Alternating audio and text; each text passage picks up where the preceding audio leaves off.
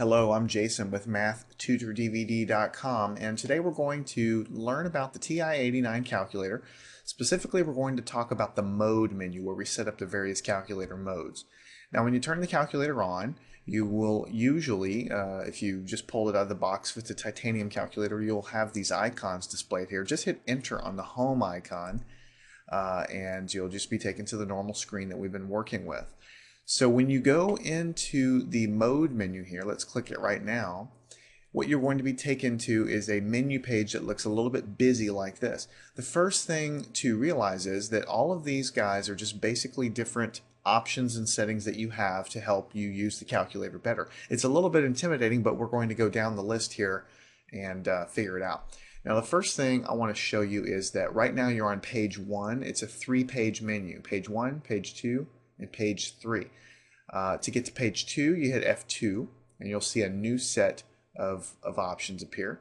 And when you hit F3, you'll see that you're on page 3. So don't get too wrapped up in this. It's just, there's too many items on the screen, so it gives you the option to page through them. Now notice some of these guys are kind of, you can't really read them. And that is because not all settings are available for you to change in the current mode that you're in, and I'll show you what that means in a minute. But basically, if you can't read some of the settings, it just means that you're not allowed to change them in the current mode of the calculator. So let's go back to F1, page 1, and we'll go on down. The first item is the graph mode. Right now it's on function. Now you see how there's an arrow here? That means that you need to press the right arrow in order to make a selection. So when you hit the right arrow, it's going to tell you have a choice of graphing in function mode, parametric mode, polar, sequence, 3D graphing, and differential equations. And we're going to go through all of these during the course of the entire video series. But basically, right now, you most of the time you want to leave it in function mode because function is graphing irregular functions. So just to show you what I mean, let's go ahead and hit escape, and let's get out of the menu here by second function and then quit here, over here. So we're back to the home screen. Let's go ahead and go back in here.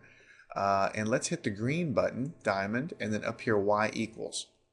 And so when we go into the y equals menu here, we're already in function mode. We didn't make any changes in the mode menu.